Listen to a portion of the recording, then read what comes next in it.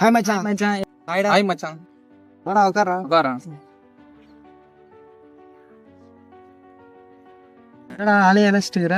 அம்மா மச்சான் ரொம்ப நாளா உடம்பு சரியில்லை மச்சான் எனக்கு. அப்படியா, இப்போ பரவாயில்லையா? பரவாயில்ல மச்சான் அவன் விட்றான், இவனை பாடுற ஆழ்ந்த யோசனைக்கிறான். அப்படின்னாடா யோசனை வைக்கிறேன். அது ஒன்றும் இல்லை மச்சான், ரொம்ப நாளா ஒரு சந்தேகம். அப்படின்னா சந்தேகம்? அது ஒன்றும் இல்லைடா, திருவள்ளுவர் எந்த சமயத்தை சார்ந்தவர்னு ஒரு சந்தேகம் எனக்கு ரொம்ப நாளா. இன்னைக்கு ஐயா கிளாஸுக்கு வந்ததும் கேட்டலான்னு ஒரு முடிவோடு இருக்குண்டா. மச்சான் சந்தேகம், திருவள்ளுவர் இந்து சமயத்தை சார்ந்தவதான் இருப்பாரு. அங்கதான் மச்சான் சந்தேகமே. நீ சொல்றல்ல திருவள்ளுவர் அந்த காலத்துல இந்து சமயம் தான் கிடையாது. அவர் வேணா சமணர் சொல்றதுக்கு வேணா ஒரு சில சான்றுகள்லாம் இருக்குது மச்சான். திருக்குறள்ல கொல்லாமை புலால் மறுத்தல்ன்ற சமண கருத்துக்கள்லாம் இடம்பெற்றிருக்குது.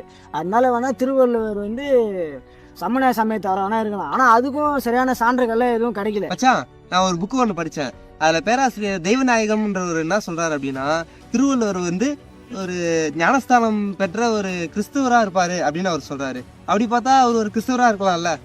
சரி மச்சான், ஆனா நீ சொல்றது எந்த சான்றுகளும் இல்லையே.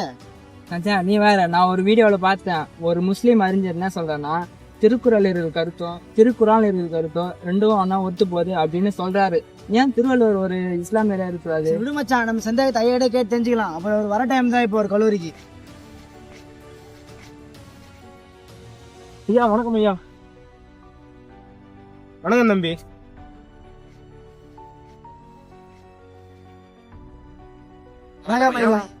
வணக்கம் தம்பிங்களா, என்ன விடயம் எல்லாம் ஒன்னா வந்திருக்கீங்க? அது ஒண்ணும் இல்லைங்க ஐயா, எனக்கு ரொம்ப நாளா ஒரு சந்தேகம் ஐயா. திருவள்ளுவர் எந்த மதத்தை சார்ந்தா இருக்கணும் கருத்து கொஞ்சம் சொல்லுங்க ஐயா. நீ என்னப்பா நினைக்கிற ரவி?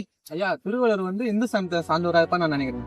அது அப்படி இல்லைங்க ஐயா, திருவள்ளுவர் வாழ்ந்த காலத்துல இந்து சமயமே இல்லைங்க ஐயா. அதனால ஒரு சமண சமயத்துல தான் இருக்கணும் ஐயா. அதான் என்னோட கருத்து ஐயா. நீ என்னப்பா நினைக்கிற? திருவள்ளுவர் ஒரு கிறிஸ்துவரா தான் இருப்பாருன்னு நினைக்கிறேன். நீப்பா? திருவள்ளுவர் ஒரு இஸ்லாமியரா இருப்பாங்க.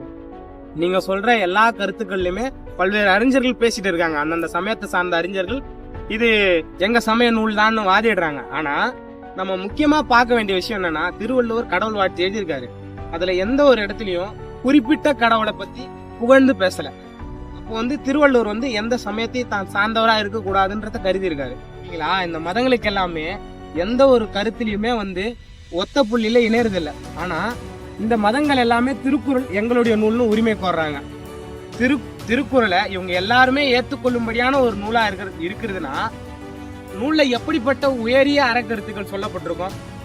அதனால திருக்குறளை பாத்தீங்கன்னா மதம், இனம், மொழி, சாதி இதெல்லாம் கடந்துதான் வள்ளுவர் எழுதியிருக்காரு. அதனாலதான் நம்ம திருக்குறள் என்ன சொல்றோம், உலக பொதுமுறைன்னு சொல்றோம்.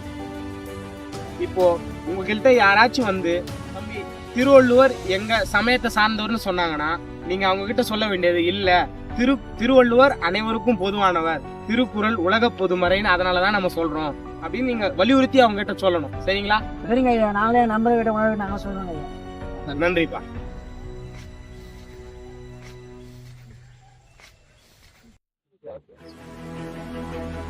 அவங்களுக்கு மட்டும் இல்ல, உங்களுக்கும் தான்.